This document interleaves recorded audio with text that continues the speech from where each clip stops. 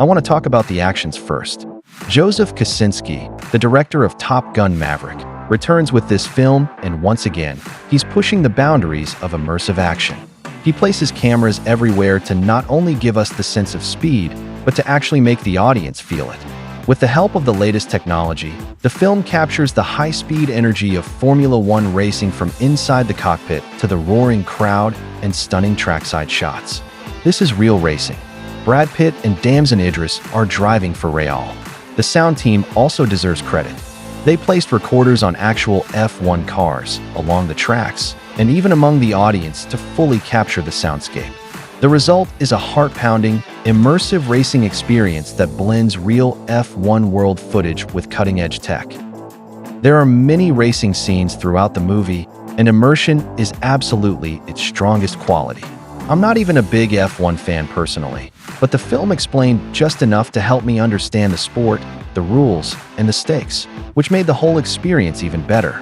The fictional APXGP team is owned by Ruben Cervantes, who convinces Sonny Hayes, a retired F1 driver, to return and help the team. Sonny had left the sport after a traumatic crash and now lives in a van, gambling for a living. Ruben wants him to mentor a new, talented but reckless young driver named Joshua Pierce. As expected, the two don't get along at first. Their early interactions are filled with sarcasm, ego, and rivalry. Pierce sees Sonny as past his prime and wants to prove he's better.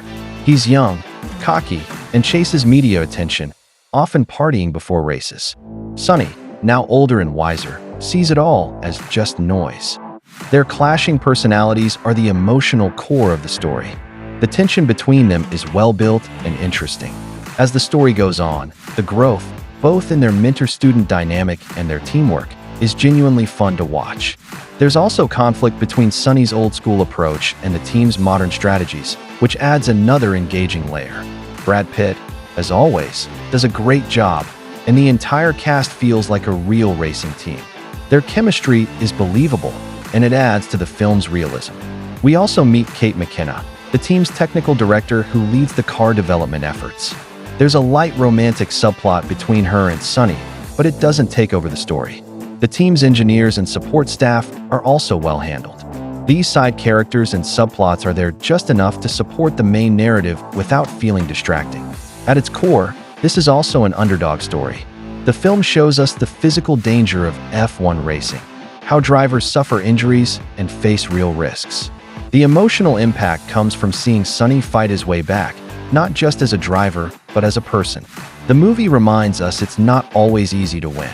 There are setbacks, failures, moments of doubt, but also clever tricks and sheer determination. With Hans Zimmer's score adding emotional weight, Sonny's journey hits hard.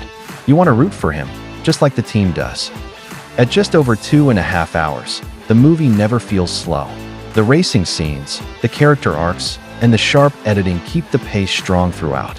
Whether it's the speed on the track or the drama off it, everything is handled with care and energy.